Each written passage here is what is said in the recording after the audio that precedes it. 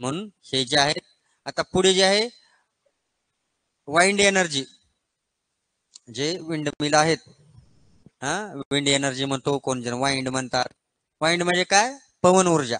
पवन चक्की एक अपॅरेटस आहे. त्याची डेफिनेशन किंवा विचारलं जातं, एक मार्कासाठी एका वर्ष आलेलंच होतं.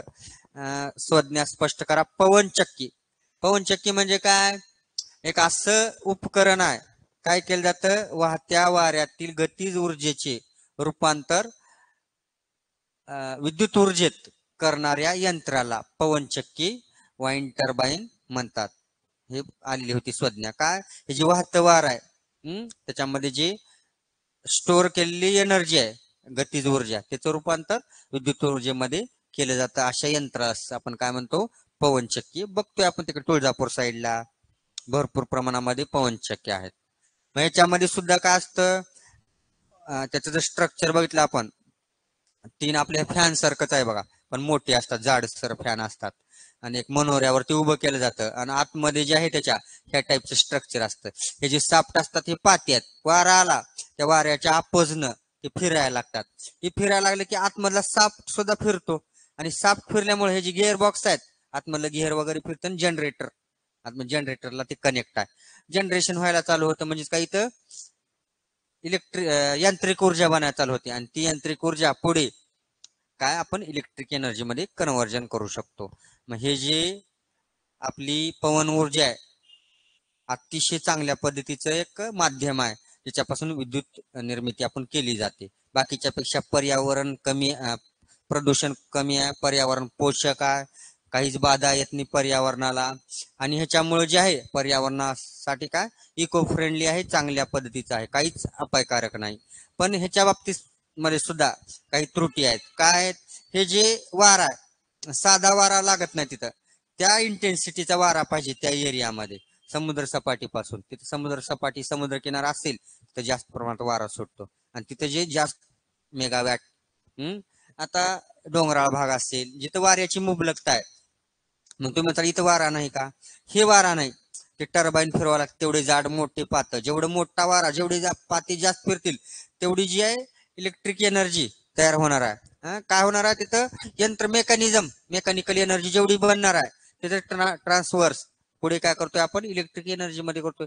अतिशय लहान वारा लागलाय, फॅनच फिरणार ते पाते, तर जनरेशन कसं होणार आहे? गतीज ऊर्जाच भेटणार नाही, उगाच स्लो चालू आहे दमान, तर नाही. पण जेवढं इंटेन्सिटीचा वारा येईल त्या प्रमाणामध्ये तिथं काय ते मोस्ट काय इफेक्टेबल आहे, चांगल्या परिणामकारक आहे. म्हणून जास्तीत जास्त या पवनचक्क्या समुद्र किनारा, डोंगराळ भाग आपल्याकडे नाहीत बघा, जिथं काही समुद्र सपाटी किंवा सखोल भाग आहे, सपाट आहे, तिथं जास्ती प्रमाणामध्ये पवनचक्क्या दिसत नाहीत आपला. तेच कारण आहे, कारण मॅक्झिमम इंटेन्सिटी तिकडे जास्त आहे. कमाल मर्यादा, त्याची जी पात्रता आहे तयार करण्याची वीज क्षमता तिथं जास्त आहे, जिथं समुद्र किनारा, जिथं डोंगराळ प्रदेश आहे, वारा त्या जोराचा वाहतो. आपल्या गावाकडे खूप आहेत पवनचक्क्या. ठीक आहे, ठीक आहे. डोंगराळ असेल मग तुझा भाग. अनिता सर मला काही दिसत नाही. कोण आहे ते? सृष्टी. सेशन सोडून परत रिजॉईन हो, दिसायला लागेल. काही ठिकाणी भरपूर आहेत पवनचक्क्या, आणि आता वाढायच लागल्या. आपलं सोलार एनर्जी असेल, विंड एनर्जी असेल, त्याचे माध्यम. मग ह्याची जी रचना आहे बघा अशा पद्धतीची आहे. विशिष्ट वेगाने वाहणारा वारा. पुढे काय होतं? तो वारा हवेवर फिरणारी जी मोठी पाती आहेत त्याचे टर्बाईनला जोडलेली असतात. तिथे काय होतं? ते टर्बाईन फिरतं, पाती फिरायला लागले टर्बाईन फिरतील, आणि ते जे आहे आता इथे टर्बाईन फिरायला लागले, हे गिअरबॉक्स सॉफ्ट फिरेल आणि जनरेटरला कनेक्ट असतील, आणि जनरेटर मार्फत मग विद्युत ऊर्जा बनवली जाते. म्हणजे ते सॉफ्ट फिरला, पूर्ण मशीन जनरेटर फिरणार आहे, आणि आतमध्ये त्याचं जनरेशन होणार आहे, आणि त्याचं कन्व्हर्जन पुन्हा विद्युत ऊर्जेमध्ये आपण करू शकतो. हे पवन ऊर्जेपासून विद्युत निर्मितीतले विविध टप्पे आहेत. मग त्याचं जे आराखडा खाली दिला बघा, मग काय वाहतं वारं हे काय गतीज ऊर्जेचं आहे. गतीज ऊर्जा त्याच्यामध्ये साठवलेली कायनेटिक एनर्जी आहे. दे आर ट्रान्सफ्युजन, टर्बाईन मध्ये गतीज ऊर्जा येणार आहे, आणि तीच ऊर्जा परत यांत्रिक ऊर्जेच्या माध्यमातून विद्युत ऊर्जेमध्ये कन्व्हर्जन. कोणत्याचं काय कन्वर्ट व्हायला लागलाय, बदल व्हायला लागलाय, एवढं लक्षात ठेवायचं आहे. आता पवन ऊर्जेवर आधारित चालले सांगितले, अगदी 1 किलोवॅट 1 किलो पासून वॅट एकक आपल्या पॉवरचं पेक्षा कमीत जास्तीत जास्त 7 मेगावॅट. 7 मेगावॅट आपण सांगितले. 7 मेगावॅट म्हणजे काय, एका मेगावॅट मध्ये 1000 वॅट आहेत. तर 7 मेगावॅट म्हणजे 7000 किलोवॅट मावते, आहे का नाही. अशा पद्धती एकक आहे तिथपर्यंत निर्मिती करू शकण्याची. मग ह्याच्यावरती ती कशावरती अवलंबून आहे, जेवढं जास्त मोठा पात त्याचं पंखे ते आपल्यातील दुरून काय छोटे दिसत आहेत, पण ज्यावेळेला त्याचं कन्स्ट्रक्शन चालू आहे त्यावेळेला जर पाहिलं आपण तर भरपूर मोठे आहेत ते. आपल्या उंचीपेक्षा कितीतरी पटीनं मोठे आहेत. एक पातं नुसतं फॅनचं एक पातं काय ते किती उंचीवर असतं, लांबून धरून एक एक एका घरा एवढं एक एक पात आहे, भरपूर मोठे असतं. ही मोठ्या प्रमाणामध्ये तिथं आहे. तुळजापूर साईडला सुद्धा आहेत, आहे का नाही तिकडं पवनचक्की. शिरशी साईडला जी डोंगराळ प्रदेश आहे, भरपूर जागा उपलब्ध आहे हवा येण्यासाठी. आवाज येत नाही, बाकीच्यांना दिसते का, एकाचाच प्रॉब्लेम आहे बघा सृष्टीचा.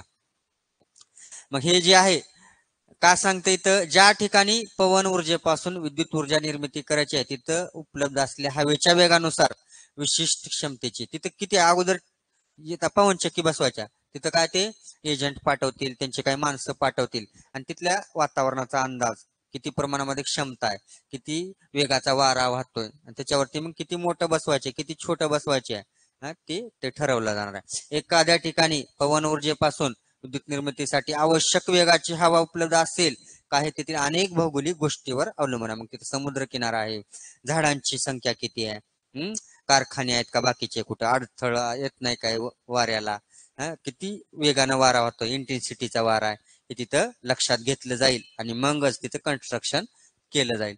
सागर किनारी हवेचा वेग जास्त आहे म्हणून मोठ्या प्रमाणावर आपल्याला तिथं पवनचक्क्या बघायला भेटतील आपल्याला. परंतु पवनचक्कीच्या सहाय्याने विद्युत निर्मितीसाठी आवश्यक असलेली विशिष्ट वेगाची हवा सर्वत्र उपलब्ध नाही.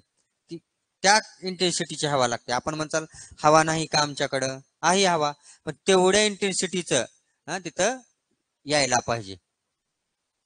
आता येतोय का आवाज, ठीक आहे. तुझ्या कनेक्शन मध्ये प्रॉब्लेम असेल, रेंजचा प्रॉब्लेम असेल. मग आता काही काय दिलेले आहेत, पवन ऊर्जा प्रकल्पाचं सांगितलेलं. आता घरगुती विद्युत निर्मिती करण्यासाठी सुद्धा आपण तो वापरू शकतो पवन ऊर्जा. मग काय उग छोटं 2 किलो वॅटचा, मग पात्याची लांबी किती पाहिजे, 1.5 मीटरची एवढी लांबी पाहिजे. परत त्याच्यापेक्षा मोठं म्हणलं आपण 50 मीटर लांबीचं, मग तिथं किती क्षमता त्याची, 2000 किलोवॅट. म्हणजे आपण याला जर मेगावॅट मध्ये नेलं तर 2 मेगावॅट होईल. आता इकडे जर आहे 6 ते 7 हजार म्हणजे काय 7 मेगावॅट होणार आहे. मग त्याच्यासाठी 100 मीटर, 50 मीटर साठी अर्धा आहे त्याच्या 2 ते 3 मध्ये 2च सांगितलेला आहे. 2 मेगावॅट आणि इकडं 6 ते 7 मेगावॅट, त्याच्यासाठी 100 मीटर लांबीच्या पात्याची लांबी पाहिजे. मग किती मोठा असेल बघा, 100 मीटर म्हणजे बघा आता हे अंतर किती आहे, 50 मीटर असेल की का नाही, 50 असेल. हा बर पकडूया, कमी असेल थोडस. मग ह्याच्यापेक्षा 100 म्हणजे किती लांब गेलं, तेवढं मोठं पात पाहिजे. ती एक पात त्याचा सरकम्फरन्स रेडियस म्हणूया आपण त्या सर्कल पासून. मग असे 50 इकडं 50 इकडं 100 इकडं असं एवढ्या चौरस किलोमीटर मध्ये असणार आहे ते. येतं का लक्षामध्ये, मग ते तेवढ्या मोठ्या प्रमाणावर विद्युत निर्मिती करू शकणार आहे. हे आपलं ठीक आहे. आता भारतातील काही प्रमुख पवन विद्युत निर्मिती केंद्रे आहेत, कुठं आहेत त्याच्याबद्दल माहिती मिळवा, इंटरनेटवर जावा आणि माहिती मिळवा म्हणून सांगितलेलं आहे. परीक्षेत कुठं आहे ते विचारलं जात नाही, फक्त एवढं लक्षात ठेवायची पवन ऊर्जा ही कशी पर्यावरण स्नेही आहे आणि पवन चक्की म्हणजे काय, कशा पद्धतीचा आराखडा आहे, कशा पद्धतीचं कोणत्या एनर्जीचं कन्व्हर्जन कोणत्या एनर्जी मध्ये होतंय आणि आतमध्ये जी डायग्राम आहे ते लक्षात ठेवायच्या. परत सौर ऊर्जेवर आधारित विद्युत केंद्र. आता पुढे आता सोलार एनर्जी, सूर्य. ह्याच्यामध्ये पहिलं वाक्य लिहून टाकायचं की सूर्य मेगावॅट हे एकक आहे. MW म्हणजे काय, मेगावॅट. वॅट मेगावॅट, मेगा म्हणजे काय मोठ्या प्रमाणावर एकक आहे. मग आपण सांगितले 1 मेगावॅट बरोबर 1000 किलोवॅट, किलोवॅट मध्ये येते. मग ते सांगतोय आपण. आता किलोवॅट म्हणजे काय, वॅट पेक्षा मोठं. किलो आणि नुसतं ग्राम, ग्राम म्हणलं कितीचा ग्रॅम. हा ज्या वेळेस आपण ग्रॅम आणि किलोग्रामचा किलोग्राम मध्ये किती ग्राम मावतात? 1000 ग्रॅम मावतात. तसं एका किलोवॅट मध्ये 1000 वॅट मावतात. आणि त्या वॅटच्या पुढे किलोवॅट, किलोवॅटच्या पुढे मेगा वॅट, हे युनिट आहेत, त्याचा डिफरन्स आहे. आता सांगितलं का मेगावॅट हे मोठं प्रमाणावर मोजलं जाणार एकक आहे, युनिट आहे. आता आपण सांगितले 7000 किलोवॅट म्हणलेला आहे, नुसतं वॅट नाही बरं का, 7000 किलोवॅट म्हणजेच किती वॅट झालं, किती मेगावॅट? 7 मेगावॅट. या पद्धतीनं आपण लक्षात ठेवायचं आहे. मग एका मेगावॅट मध्ये 1000 किलोवॅट मारतात आणि एका किलोवॅट मध्ये 1000 नुसते वॅट मावते. त्याची कॅपॅसिटी आहे तेवढी. आता पुढे जे आहे सौर विद्युत घट. आता बघा याच्यामध्ये दोन प्रकार येतात. सूर्यकिरणापासून डायरेक्ट, फॉर एक्झाम्पल एलईडी चे बल्ब असतील गावामध्ये लावलेले बघा, छोटे लाईट लागते आणि बॅटरी वगैरे राहत नाही त्याची, डायरेक्ट त्याच्यामध्ये डीसी करंट जे आलेलं असतं, डीसी करंट वर चालणारे काही अपॅरेटस आहेत, ते सिलिकॉनचा असते वरच्या बाजूला जो, डायरेक्ट बॅटरी वगैरे काही राहत नाही. पण काही ठिकाणी घरामध्ये जे आपण उपकरण चालवतोय, एलईडी वगैरे बल्ब सोडलं तर डीसी करंट न चालतात. पण डीसी करंटचं कन्व्हर्जन एसी करंट मध्ये करावं लागतं. आणि ज्यावेळेस सूर्य नाही त्यावेळेस सुद्धा ती उपकरण चालू शकतात. का बरं? इन्व्हर्टरच्या माध्यमात, बॅटरीच्या माध्यमात, सौर घटाच्या माध्यमात आतमध्ये बसवलं जातं. नाहीतर सूर्य गेला मग बंद पडणार आहे. पण काही उपकरणात बघा एलईडी बल्ब असतील, ते काय सोलार वरती डायरेक्ट चालू शकतात, स्टोअर केली जाते एनर्जी, लगेच ट्रान्सफर होते. पण काही वेळेस आपली जी बाकीची उपकरण चालवायची म्हणलं, कारखान्यासाठी विद्युत म्हणलं, तर इन्व्हर्टर बसवावं लागतं. त्याचं मग ते डीसी करंट जे आलेली आहे, दिष्ट धारा, त्याचं कन्व्हर्जन आपल्या एसी करंट मध्ये करणार आहे. म्हणून आपण ते प्रत्यावर्ती धारा म्हणतो मराठीमध्ये. त्याच्यामध्ये केल्यामुळे मग ते अपॅरेटस चालणार सूर्य नसताना सुद्धा. सोलार वरचं गिजर, मग ते गिजर साठी डायरेक्ट करत नाही ते सुद्धा. सोलार गिजर काय, मग बॅटरी आणावं लागते त्याला, बॅटरी सौर घट असतो तो, त्याच्यामध्ये ते काय डीसी करंट त्याच्यामध्ये साठवलं जातं आणि मग त्याचं कन्व्हर्जन एसी करंट मध्ये करून मग पुन्हा रिव्हर्स करंट त्याला पुरवलं जातं लाईट सारखं. आलं लक्षामध्ये? परत हे दोन स्त्रोत आहे, डायरेक्ट चालणार डीसी करंट वर सुद्धा चालतं. एलईडी बल्ब घ्यायचं. आपण वर अभ्यास केलेल्या प्रत्येक पत्तीत कुठल्या तरी ऊर्जा स्त्रोताच्या सहाय्याने जनित्र फिरवायला लागतात. पवन ऊर्जा जनित्र फिरतच होतं तिथं, जनरेटर आलं का नाही, टर्बाईन आलीच तिथं, पाण्यापासून टर्बाईन फिरत होतं, कोळशापासून टर्बाईन फिरायच लागले. पण इन दिस केस या सोलार सिस्टीम मध्ये, सोलार पॅनल मध्ये, या सौर ऊर्जेमध्ये टर्बाईन नाही. डायरेक्ट सूर्यापासून जी एनर्जी यायला लागली, प्रकाश ऊर्जा, त्याचं रूपांतर आपण विद्युत ऊर्जेमध्ये करणार आहोत. आता इथं गतीज ऊर्जेचा विषय नाही, यांत्रिक ऊर्जेचा विषय नाही, डायरेक्ट सौर ऊर्जा आली, त्याचं रूपांतर आपण सौर घटाच्या माध्यमातून, इन्व्हर्टरच्या माध्यमातून डायरेक्ट विद्युत ऊर्जेमध्ये करत आहोत. हे एवढं लक्षात ठेवायचं, इथं कसलं टर्बाईनचा उपयोग नाही. कसलीही जनित्र न वापरता सरळपणे विद्युत ऊर्जा निर्मिती करता येऊ शकते. विद्युत चुंबकीय प्रवर्तन या तत्वाचा उपयोग, म्हणजे जनरेटर मध्ये विद्युत चुंबक होतं, त्याचा काहीच इथं नाही, त्याचा काही उपयोग नाही इथं. डायरेक्ट सोलार एनर्जी सोर्स कसला, मेन सोर्स आहे, sun is the natural source of energy. ऊर्जेचा मुख्य आणि विशाल, महाकाय, न संपणारा स्त्रोत आहे, इझी अवेलेबल होणार आहे. म्हणून सोलर एनर्जीवर जास्तीत जास्त भर दिला. आता शेतीच्या शेती आपल्याकडे सुद्धा आता यायला लागले बघा, 1 करोडच्या एकर सोलर एनर्जी. सरकार सुद्धा काय त्याला अनुदान द्यायला लागलंय, प्रोत्साहन द्यायला लागलंय, प्रदूषण कमी होणार आहे. आणि योग्य वापर केला तर हे काय न संपणार आहे, भरपूर प्रमाणात ऊर्जा निर्मिती होऊ शकते. आणि बाकीचे जे अपारंपरिक होते, न संपणारे ऊर्जा स्त्रोत होते, त्यांना पर्याय म्हणून आता सोलर एनर्जी हे एक मोठ्या प्रमाणावर भारतामध्ये तर आता भरपूर व्हायला लागला. जगाच्या तुलनेनं भारतामध्ये आता जास्त प्रमाणात सोलर एनर्जीकडे, ग्रीन ऊर्जेकडे आपलं लक्ष वेधायला लागलं आणि जायला लागलेलं. कोण गप्पा मारायला लागले? हे वैभवी, वैष्णवी.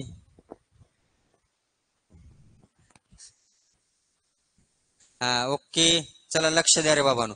पुढे सांगितले सूर्य किरणातील प्रकाश ऊर्जेचे रूपांतर औष्णिक ऊर्जेत करून त्याद्वारे टर्बाईनच्या सहाय्याने जनित्र फिरून दुसरी एक आहे, हे डायरेक्ट झालं. आता सोलार एनर्जीचं रूपांतर उष्णता ऊर्जेत करेल आणि उष्णता ऊर्जेच्या माध्यमातून वाफ तयार करून मग टर्बाईन फिरलं, तो सुद्धा एक पर्याय इथं आहे. पूर्वीच्या काळी सुद्धा बघा, वाऱ्याच्या माध्यमातून, सूर्याच्या माध्यमातून सुद्धा ऊर्जा वापरून काही काम होत होते, दळण वगैरे दळायला, किंवा ते हे काय म्हणतो आपण त्या उफन्नी काहीतरी असं पकडायचं ते वाऱ्याच्या माध्यमातून अलगीकरण करत होतं बघा, कचरा वेगळा धान्यामधला, ते सुद्धा एक एनर्जी काय काम होतं. आपण पाकडणे, हा पाकड शिडी लावून ते करत होते बघा पूर्वीच्या काळी. आता का आता मळणी यंत्र आलेले आहेत, त्याच्या कामामुळे ते ऱ्हासच झालेला आहे. असं 3 पायाची राहायची, त्याच्यावरती जायची माणसं, ती एक ऊर्जाच आहे की, उपयोगच होता की. पण दळण दळण्यासाठी सुद्धा पूर्वीच्या काळी ज्या वेळेस काय विद्युत नव्हता, त्यावेळेस काय करत होती माणसं, वरी पात फिरवायची, वरी काय करायची, पंखा लावायची असाच पवनचक्की सारखा. वारा आलं की खाली ते सापट फिरायचा आणि दळण दळलं जायचं. म्हणजे आपण दळण हाताने दळतोय, त्याच्यापेक्षा ते सॉफ्टला फिरणार आहे ऑटोमॅटिक वरच्या बाजूला 3 पाते, आणि खाल्ल्या बाजूला ते दळण दळलं जाणार आहे, तो जात वगैरे फिरलं जाणार आहे. म्हणजे पूर्वीपासूनच या नैसर्गिक ऊर्जेचा वापर पूर्वीचा माणूस सुद्धा करत होता, पण इतक्या मोठ्या प्रमाणात, प्रचंड प्रमाणात नव्हता. त्याला याची जोड नव्हती तंत्रज्ञानाची. आता तंत्रज्ञानाच्या जोरावरती, सायन्सच्या जोरावरती कशावरती आपण मात केलेली आहे आणि फायदा करून घेत आहोत आपण. शांत बसा. उफन्ने, उफन्नी करणे, उधळणे म्हणतो बघा, उधळणे. आलं का लक्षामध्ये. मग सूर्यकिरणाच्या माध्यमातून सुद्धा आपण बरीचशी कामं, सोलार एनर्जी, वाळवणे त्याचाच एक प्रकार आहे, कपडे सुकवायला लागलेला आहे. पूर्वीपासूनच करत आलेला आहे. काही वेळेला तर बघा, भरपूर सूर्यप्रकाशामध्ये पूर्वीच्या काळी अन्नधान्य वाळवायचे, टिकाऊ म्हणून, कन्झर्वेशन राहावं म्हणून बरेचसे फायदे होते. उष्णता म्हणजे काय, औष्णिक ऊर्जेमध्ये उष्णता काय केली जाते. आता सूर्यापासून जे प्लेट बसवलेले राहतात सौर, ते सिलिकॉनचे राहतात प्लेटमध्ये, त्याच्यामधलं ते काय डायरेक्ट ट्रान्सफर केलं जातं उष्णतेमध्ये, आणि ती उष्णता साठवली जाते. तसं ते सिस्टीम आतमध्ये, आणि ती उष्णता ऊर्जा आली की लगेच ते वाफ बनवून जनित्रावर फेकली जायची उष्णता, उष्णतेची वाफ. मग ते वाफेने लगेच ते टर्बाईन फिरणार आहे, आणि टर्बाईन फिरलं की मध्ये जनरेशन होणार आहे कशाचं, एनर्जीचं, आणि तीच ऊर्जा विद्युत ऊर्जेमार्फत पुरवली जायची. अशा पद्धतीनं उष्णता ऊर्जा, जी प्रकाश ऊर्जा आहे त्याचं उष्णता ऊर्जेत फॉर्म बदलता येते की आपल्याला. परत पुढे जे आहे कन्सेप्ट, सौर विद्युत घट. आता हे जे सौर विद्युत घट आहे, त्याला फोटो व्हॉल्टिक इफेक्ट म्हणतो आपण, फोटो व्हॉल्टिक इफेक्ट, परिणाम, फोटो व्हॉल्टिक परिणाम म्हणतात मराठीमध्ये. सौर विद्युत घट काय करतात, सूर्यकिरणातील प्रकाश ऊर्जेचे सरळपणे विद्युत ऊर्जेत रूपांतर करतात, डायरेक्ट विद्युत ऊर्जेत. मग हे एलईडी ची आली बघा, डायरेक्ट सोलार ऊर्जेचं विद्युत ऊर्जेमध्ये करंटच भेटतं डायरेक्ट. त्याला काय म्हणतो आपण, फोटो व्हॉल्टिक इफेक्ट म्हणतो. मग हे जे आहेत, मग ती प्लेट कशाची आहेत, semi conductor, silicon semi conductor आहे. म्हणजे काय, काही वेळेस धातूच्या प्रॉपर्टी दाखवतो त्या स्पेसिफिक ऍटमॉस्फिअरला, स्पेसिफिक टेम्परेचरला, आणि काही वेळेस अधातूच्याही प्रॉपर्टी दाखवतो. मग हे सिलिकॉनचे प्लेट आहेत, ते काय करतात, या विशिष्ट प्रकारच्या पदार्थापासून, सिलिकॉन पासून बनवले असतात. सिलिकॉनच्या 1 चौरस सेंटीमीटर, इकडे 1 सेंटीमीटर, खाली बाजू 1 सेंटीमीटर, वरची बाजू असं एक प्लेट 1 चौरस सेंटीमीटरचा. एका सौर विद्युत घटापासून जवळपास 30 मिली अँपियर छोटं एकक आहे, एका सौर. इकडं 1 चौरस सेंटीमीटर, इकडे 1 सेंटीमीटर, तो प्लेट, त्याच्यापासून किती विद्युतधारा बनते, 30 मिली अँपियरची. आणि विभवांतर म्हणलं आपण, पोटेन्शियल डिफरन्स 0.5 व्होल्टेज किती बनायला लागलाय, एवढं मिळतं 0.5 एका चौरस पासून, एका चौरस सेंटीमीटरच्या प्लेट पासून. पण सिलिकॉनच्या एका सौर घटाचे क्षेत्रफळ 100 सेंटीमीटरचा स्क्वेअर असल्यास एका सौर घटापासून जवळपास 3 अँपियर, म्हणजेच काय, 30 मिली अँपियर पर सेंटीमीटरचा स्क्वेअर गुणिले 100 सेंटीमीटर पर स्क्वेअर, म्हणजेच काय, 3000 मिली अँपियर. त्याचं कन्व्हर्जन आहे, येते का लक्षामध्ये. 3 अँपियर, त्याच्यात मिली अँपियर मध्ये काय म्हणतो आपण, 3000 मिली अँपियर. छोटं एक काय, किलो वॅट सारखंच आहे सुद्धा. मग परत काय, विद्युत धारा मिळते, आणि याच्यामध्ये पोटेन्शियल डिफरन्स, व्होल्टेज किती आहे, विभवांतर 0.5 एवढंच आहे. ही एकसर जोडणी असते बघा. फक्त काय वाढायला लागलंय, करंटचा फ्लो, विद्युत धारा भेटायला, पण व्होल्टेज तेवढंच आहे. पुढे सौर घटापासून मिळणारे विभवांतर त्याच्या क्षेत्रफळावर अवलंबून. क्षेत्रफळ वाढवले आपण, पण त्याच्यामध्ये काही फरक पडलाय का, एका प्लेटमध्ये तेवढंच होतं, 1 सेंटीमीटरच्या चौरस सेंटीमीटरच्या 0.5 व्होल्टेज दाखवायला लागलं होतं, आणि एवढं मोठं सेंटीमीटर 100 मध्ये फक्त करंट, विद्युत धारा वाढलेली आहे. आता खाली आहे तुम्हाला काय, हे घटापासून एकसर जोडणी, समांतर जोडणी, आपल्या करंटची सुद्धा असते बघा एकसर जोडणी. आता बघा, ही पहिली जी आकृती आहे सौर घटाची एकसर जोडणी याच्यामध्येच तुम्हाला कळेल. याच्यामध्ये काय दाखवलेलं आहे, ज्या वेळेस आपण काही एकसर पद्धतीने जोडलेला, हा एक घट आहे, हा एक दुसरा घट आहे. V1 V2 याला व्होल्टेज आहे दोन्ही मधलं, आणि I is equal to I1 plus I2 आणि V is equal to V1 V2. या ज्या घटामध्ये काय केलं आपण, एकसर जोडणीने काय जोडलेला आहे. I म्हणजे करंटचा आहे, विद्युतधारेचं एकक आहे. V म्हणजे विभवांतराचं एकक आहे, व्होल्टेज पोटेन्शियल डिफरन्स म्हणतो आपण. ज्या वेळेस आपण सांगितलेलं इथं, ज्यावेळेस दोन्ही घटाच्या विभवांतराची बेरीज एकसर जोडणीने जोडली असता.